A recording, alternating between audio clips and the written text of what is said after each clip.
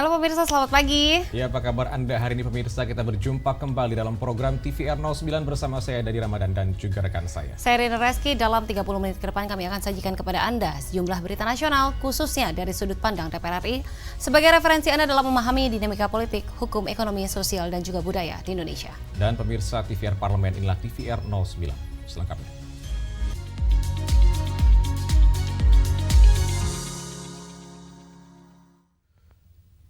Komisi 11 DPR RI menyoroti ketimpangan dalam pembagian dana bagi hasil cukai hasil tembakau saat meninjau kawasan industri hasil tembakau di Kudus belum lama ini. Anggota Komisi 11 DPR RI Mustafa menyebut pendapatan cukai di Kudus tahun 2025 ditarget mencapai 48 triliun rupiah. Namun Kabupaten Kudus melalui DBHCHT hanya mendapat sekitar 200 miliar rupiah. Menurutnya ketimpangan dalam pembagian dana bagi hasil cukai tembakau perlu ditangani dengan asas keadilan berbasis pendapatan cukai dari industri rokok. Komisi 11 DPR RI menyoroti ketimpangan dalam pembagian dana bagi hasil cukai hasil tembakau. Saat meninjau kawasan industri hasil tembakau di Kudus belum lama ini, Mustafa menyampaikan pihaknya akan menjalin komunikasi dan koordinasi antara Direktorat Jenderal Bea Cukai dengan Direktorat Jenderal Perimbangan Keuangan di Kementerian Keuangan. Kita tahu, kita sadar bahwa pendapatan cukai ini adalah besar. Akan tetapi yang perlu kita dalami adalah nilai manfaat. Pertama dari sisi tenaga kerja, dengan banyaknya pemutusan hubungan kerja, Kudus sampai kurang-kurang untuk tenaga kerjanya. Artinya bahwa produksi rokok ini adalah produksi selain daripada memberikan kontribusi kepada negara dari sisi keuangan, juga penyelesaian soal tenaga kerja. Yang kedua, juga dari sisi keuangan ini memberikan kontribusi yang besar. Tahun ini target 48 triliun ya. Nah, 48 triliun itu angka yang besar. Tapi kalau dibanding dengan apa yang didapat oleh Kudus yang kurang lebih tadi disampaikan hanya 200 miliar. Mustafa akan mengawal aspirasi kenaikan penerimaan dana bagi hasil cukai hasil tembakau untuk pembangunan infrastruktur jalan dan jembatan yang dilalui para pekerja industri hasil tembakau di Kabupaten Kudus, Jawa Tengah. Dari Kudus, Jawa Tengah, Samuel Aditya, TVR Parlemen, melaporkan. Wakil Ketua Komisi 5 DPR RI, Ridwan Bae, mendorong peran pemerintah pusat untuk membangun kolaborasi bersama pemerintah daerah pada seluruh tingkatan, mengingat keterbatasan anggaran daerah yang kerap menjadi penghambat pembangunan. Komisi 5 DPR RI melakukan kunjungan kerja ke Provinsi Jambi dalam rangka meninjau pembangunan infrastruktur di Provinsi Jambi. Sejumlah masalah menjadi fokus pembahasan dalam pertemuan dengan Gubernur Jambi, antara lain rendahnya APBD dan PAD, sehingga perlu pendanaan dari pemerintah pusat untuk menjalankan proyek strategis nasional yang sedang berlangsung. Wakil Ketua Komisi 5 DPR RI Ridwan Bae mendorong peran pemerintah pusat untuk membangun kolaborasi bersama pemerintah daerah pada seluruh tingkatan, mengingat keterbatasan anggaran daerah yang kerap menjadi penghambat pembangunan meski pemerintah pusat tengah melakukan efisiensi anggaran. Menurutnya, skala prioritas perlu diterapkan untuk kepentingan pembangunan daerah. Tuhan daerah sini yang harus menjadi perhatian kita secara bersama, baik itu kabupaten, provinsi maupun pusat. Kolaborasi ketiga tingkatan ini harus secara bersama diatasi terhadap kesulitan kita yang ada di sini. Indonesia ini luas dan kita sadar bahwa kabupaten, provinsi juga terbatas keuangannya. Sadar pula bahan nasional kita sekarang juga lagi ada upaya presiden untuk penghematan. Tetapi asas prioritas menjadi utama karena kita yakin kalau tanpa prioritas itu kita tidak akan terlaksana pembangunan kita. Prabowo kita percaya sebagai presiden, dia akan memperhatikan mana yang prioritas, mana yang tidak. Jambi menurut Komisi 5 ini adalah sangat prioritas untuk segera diperjuangkan. Dalam rapat tersebut, pemerintah provinsi menjawab kebutuhan masyarakat daerah dengan wilayah Indonesia yang luas dan keterbatasan anggaran di tingkat daerah.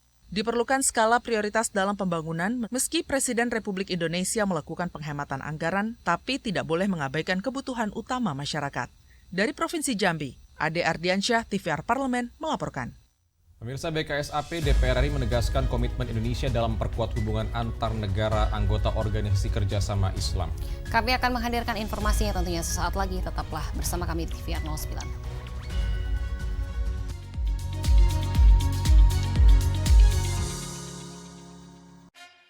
Yuk kita kenalan dengan anggota DPR RI periode tahun ini. Dari depan kursi. Di balik kursi. Gini, di balik kursi. Aku ingin menjadi sesuatu yang mungkin bisa kau rindu. Acap kahiji, rukun sakabehna. Itulah pokok nama. Semakin penasaran kan bagaimana kiprah karir politiknya? Hanya di TVR Parlemen. Apakah yang akhirnya menjadi langkah konkret yang dibawa di PYC ini? Yang ketiga tentu menghukum Israel secara diplomasi ataupun boykot. Sampai sekarang kerangka paling realistis two-state solution.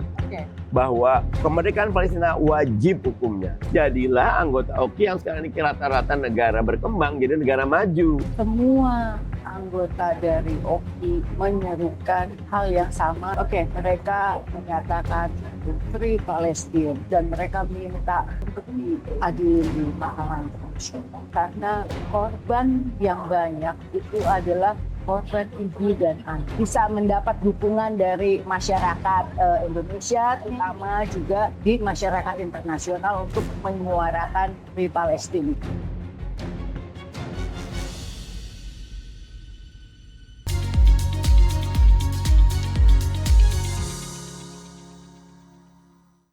Kita kembali di TVR 09. Wakil Ketua BKSAP DPR RI Irina Yusana Roba Putri menegaskan dukungan Indonesia terhadap Palestina bersifat konsisten dan tidak akan berhenti hingga Palestina meraih kemerdekaan penuh. Dalam konferensi ke-19 Persatuan Parlemen Anggota OKI, BKSAP DPR RI menegaskan komitmen Indonesia dalam memperkuat hubungan antar negara anggota Organisasi Kerjasama Islam, khususnya dalam mendukung penuh perjuangan kemerdekaan Palestina. Wakil Ketua BKSAP DPR RI Irina Yusiana Roba Putri menegaskan dukungan Indonesia terhadap Palestina bersifat konsisten dan tidak akan berhenti hingga Palestina meraih kemerdekaan penuh. Menurutnya, komitmen tersebut juga ditegaskan langsung oleh Ketua DPR RI Puan Maharani dalam forum internasional tersebut. Ya, selain mengkutuk pastinya kita akan membuat resolusi bersama ya, sehingga di PUIK 19 ini kita betul-betul mengeluarkan rekomendasi ya yang tidak hanya berlaku untuk member of OKI tetapi juga kepada dunia, karena setelah event PUIK ini kita ke depan akan ada event IPU yang jangkupannya ataupun keanggotaannya lebih besar daripada PUIK itu sendiri, di mana IPU adalah forum tertinggi untuk anggota parlemen, dan kita sepakat kita akan menyerukan bersama bahwa dunia sekali lagi harus serius dan bertindak secara nyata terkait dengan perdamaian di Palestina. Selain isu kemerdekaan Palestina, pertemuan bilateral dengan beberapa negara OKI membahas sejumlah sektor strategis lainnya seperti kerjasama di bidang pendidikan, pemberdayaan perempuan dan keluarga, sosial budaya, serta pariwisata. Rifki Makdudi, TVR Parlemen, melaporkan. Pemirsa, Komisi 11 DPR RI menilai selain KUR, pemerintah melalui Himbara perlu memperluas penyaluran kredit dalam skala lebih kecil, yaitu mikro dan juga ultramikro, terutama melalui lembaga seperti Pegadaian dan juga Permodalan Nasional Madani atau PNM. Komisi 11 DPR RI mendorong perluasan akses kredit mikro dan ultramikro bagi petani dan nelayan guna memperkuat sektor produktif nasional. Ketua Komisi 11 DPR RI Muhammad Misbahun menilai, penyaluran KUR saja belum cukup untuk menjangkau kelompok usaha kecil di pedesaan. Misbahun mengatakan, selain KUR, pemerintah melalui Himbara perlu memperluas penyaluran kredit dalam skala lebih kecil, yaitu mikro dan ultramikro, terutama melalui lembaga seperti Pegadaian dan Permodalan Nasional Madani atau PNM. Ia menilai banyak pelaku usaha kecil di sektor pertanian dan perikanan yang belum memiliki pekerjaan tetap atau jaminan formal, sehingga tidak memenuhi syarat untuk mendapatkan KUR. Sebenarnya kalau BRI malah lebih kuat lagi. Mereka ada kredit usaha rakyat, tapi mereka juga ada mikro dan ultramikro yang melalui channeling mereka, yaitu di Pegadaian dan di PNM. Itu mereka bisa mendapatkan akses kredit dalam jumlah mikro dan ultramikro untuk pengembangan pertanian dan perikanan. Sebenarnya kalau ini dilakukan upaya-upaya yang signifikan dan lebih didetailkan, saya yakin ini akan menjadi salah satu channeling yang akan memberikan daya dukung produktif, sektor-sektor produktif itu lebih kuat. Karena apa? orang sebelum bisa masuk ke KUR, mereka akan mengelola kredit dalam jumlah ultramikro atau mikro. Perluasan akses kredit bagi petani dan nelayan tidak hanya memberikan dorongan langsung pada kesejahteraan masyarakat, tetapi juga akan berkontribusi terhadap pertumbuhan ekonomi nasional. Dari Jawa Timur, Akbar Prakoso, TVR Parlemen melaporkan. Pemirsa, anggota Komisi 6 DPR RI menilai Kesatuan Pengelolaan Hutan atau KPH di Situbondo dapat berdiri mandiri agar mampu memperkuat upaya pemberdayaan masyarakat dan optimalisasi potensi kehutanan. Anggota Komisi 6 DPR RI Nasim Khan mendorong agar Kesatuan Pengelolaan Hutan atau KPH di Situbondo bisa berdiri secara mandiri demi memperkuat upaya pemberdayaan masyarakat dan optimalisasi potensi kehutanan. Dalam kunjungan kerja ke Jawa Timur, Nasim Khan mengungkapkan selama ini wilayah Situbondo masih tergabung dalam satu KPH bersama Bondowoso dengan wilayah pengelolaan kehutanan yang terbagi-bagi. Nasim menilai dengan berdirinya KPH Situbondo secara mandiri akan memperkuat pengelolaan sumber daya alam di daerah tersebut. KPH Situbondo bisa berdiri sendiri karena selama ini KPH kita bagian timur kita milik Banyuwangi, bagian barat milik Probolinggo, bagian utara milik Bondowoso, sedangkan KPH di sana adalah satu KPH di Bondowoso, ya Pak Wan ya.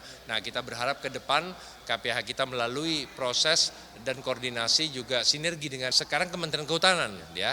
Itu bisa bagaimana berkoordinasi sehingga KPH di Situbondo bisa berdiri sendiri karena tempatnya dan kantornya juga ada. Sementara ini menjadi wakil dari sub KPH yang ada di Bondowoso. Nah, kita berharap ke depan sehingga bisa mereka setiap kabupaten ini bisa memaksimalkan potensi daya kehutanan yang ada di masing-masing secara administratif, secara ekonomis, ya kan, secara pemberdayaannya itu masing-masing tetap ada.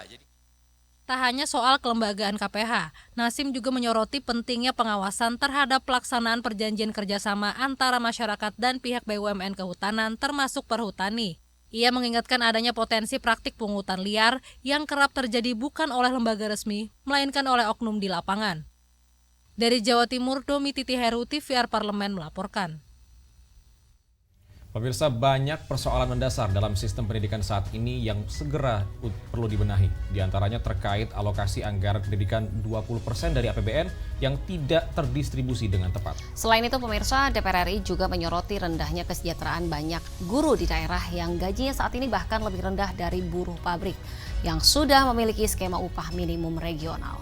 Lalu apa langkah DPR RI untuk mengatasi hal ini? Kami akan hadirkan informasinya saat lagi. Tetaplah bersama kami.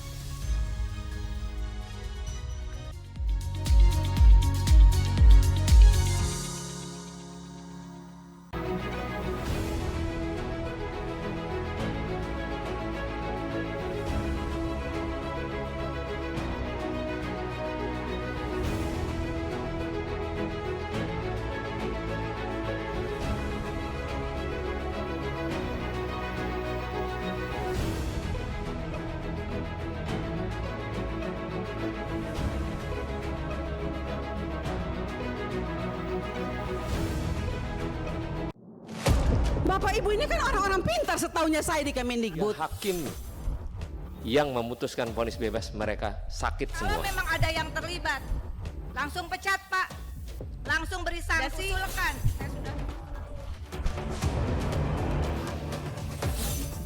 Saksikan dari ruang sidang hanya di TVR Parlemen.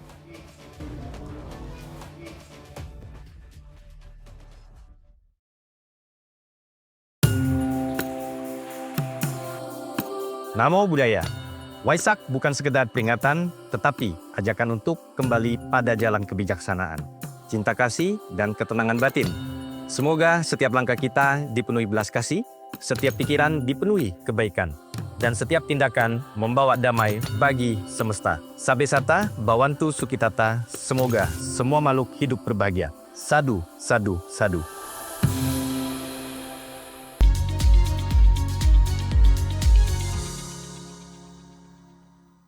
Masih bersama kami di TVR 09. Pemirsa, DPR RI terus menghimpun masukan dari berbagai pihak terkait revisi Undang-Undang Nomor 20 Tahun 2003 tentang Sistem Pendidikan Nasional atau Sisdiknas. Hal ini dilakukan untuk menyusun sistem pendidikan nasional yang lebih adaptif terintegrasi, responsif terhadap perkembangan zaman dan merupakan momentum penting untuk memperkuat fondasi pendidikan nasional Indonesia. Simak liputan mendalam yang telah dikemas oleh tim redaksi TVR Parlemen dalam segmen editorial Parlemen.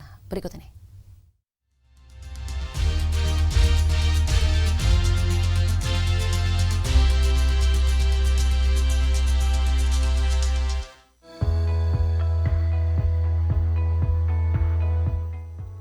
Komisi 10 DPR RI melakukan kunjungan kerja ke berbagai daerah dalam rangka menghimpun masukan publik terkait revisi Undang-Undang Nomor 20 Tahun 2003 tentang Sistem Pendidikan Nasional atau Sisdiknas. Kunjungan ini merupakan bentuk komitmen DPR RI untuk menyusun sistem pendidikan nasional yang lebih adaptif, terintegrasi, responsif terhadap perkembangan zaman, dan merupakan momentum penting untuk memperkuat fondasi pendidikan nasional Indonesia. Dalam proses revisi, Komisi 10 DPR RI mengusung pendekatan kodifikasi yang bertujuan mengintegrasikan sejumlah undang-undang pendidikan, seperti Undang-Undang Nomor 20 Tahun 2003 tentang Sisdiknas, Undang-Undang Nomor 14 Tahun 2005 tentang guru dan dosen, serta Undang-Undang Nomor 12 Tahun 2012 tentang pendidikan tinggi. Langkah ini bertujuan mengatasi tumpang tindih regulasi dan menciptakan sistem yang lebih konsisten dan efisien. Banyak sekali praktek-praktek baik yang bisa diadopsi ke dalam kebijakan di tingkat nasional. Ya, pertama bagaimana untuk memeratakan pendidikan, meningkatkan akses pendidikan untuk semua.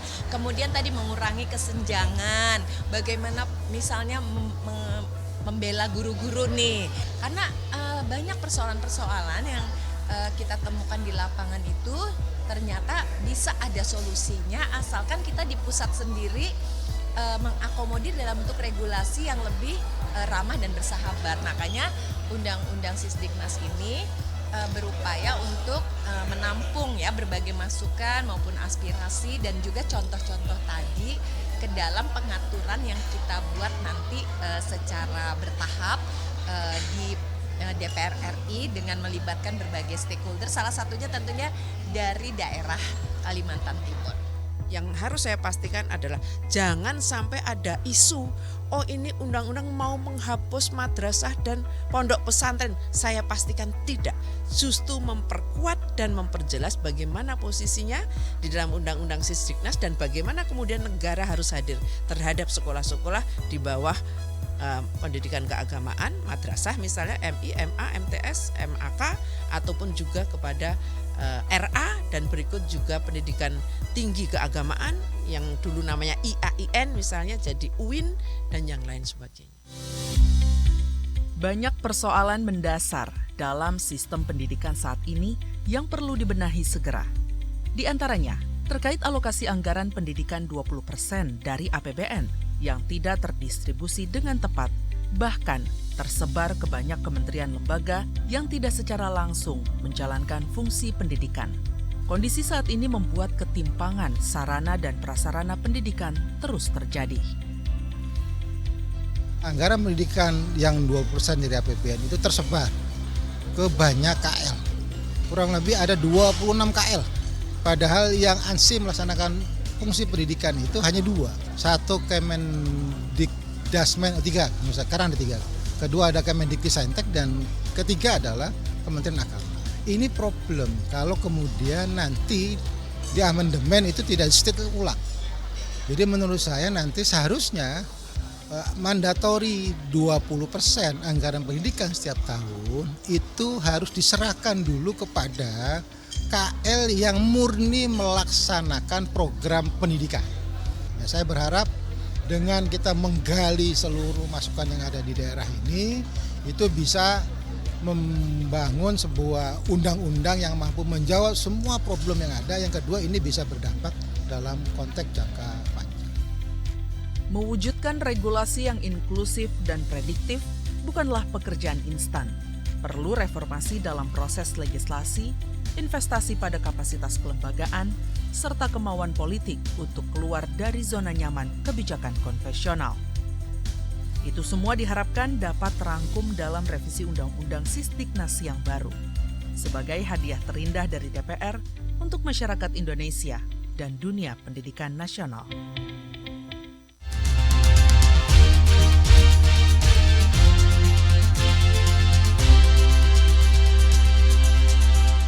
Menjadi perpaduan sejarah, budaya, dan juga perdagangan di tengah hiruk-pikuk kota Kairo yang modern, Khan Al-Khalili dapat membawa kita kembali ke masa lalu yang penuh warna, cerita, dan juga makna. Bukan sekadar pasar tua yang ramai, Khan Al-Khalili merupakan ruang hidup yang memadukan dunia dagang, budaya, dan juga spiritualitas dalam satu nafas. Seperti apa Khan Al-Khalili ini? Jangan kemana-mana pemirsa, tetaplah bersama kami di TVR 09.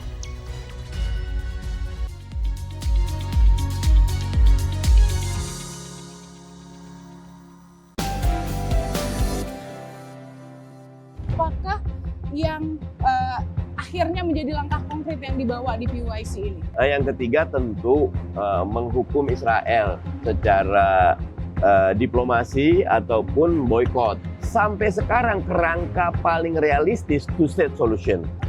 Bahwa kemerdekaan Palestina wajib hukumnya. Jadilah anggota OKI yang sekarang ini rata-rata negara berkembang jadi negara maju. Semua anggota dari OKI menyerukan hal yang sama. Mereka menyatakan Free Palestine dan mereka minta untuk diadili di Mahkamah Internasional. Karena korban yang banyak itu adalah korban ibu dan anak. Bisa mendapat dukungan dari masyarakat Indonesia, terutama juga di masyarakat internasional untuk menyuarakan Free Palestine.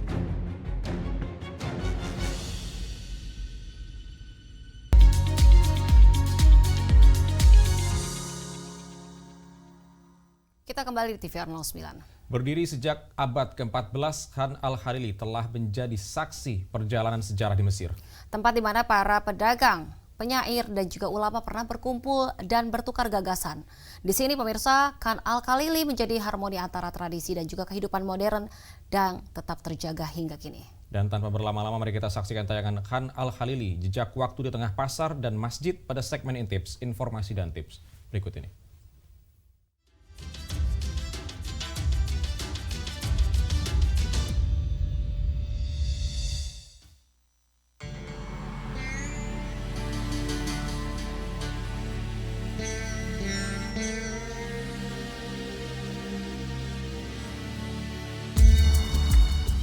Di antara hiruk-pikuk modernitas Kairo, ada satu tempat yang membuat waktu seolah melambat.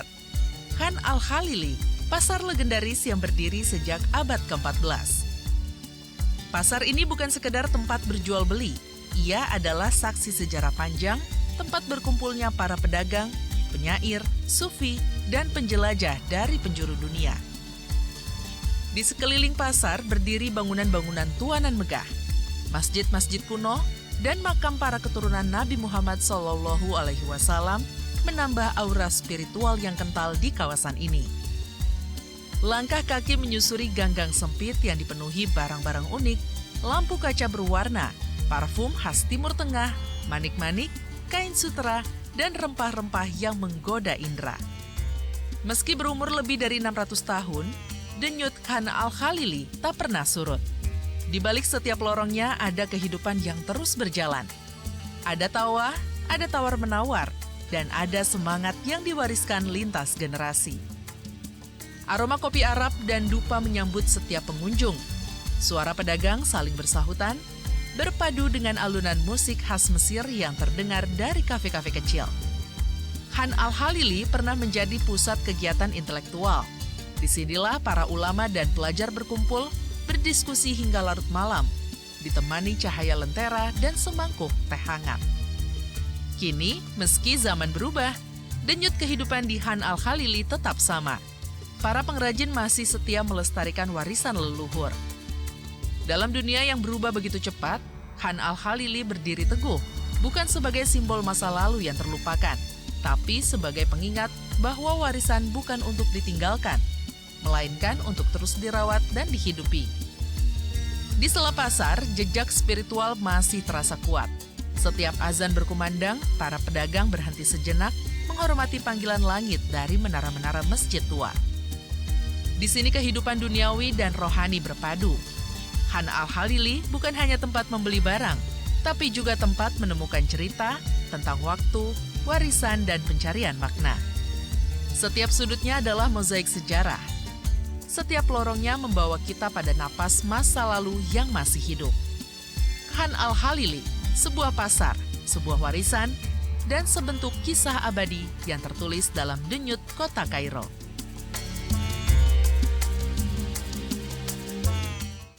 Dan pemirsa TVR Parlemen, demikian TVR 09 edisi pagi ini. Segenap kru TVR Parlemen yang bertugas mengucapkan terima kasih telah menyaksikan TVR 09. Saya Rinda Reski dan juga rekan saya. Jadi Ramadan, sampai jumpa di TVR 09 selanjutnya. TVR Parlemen, referensi Indonesia.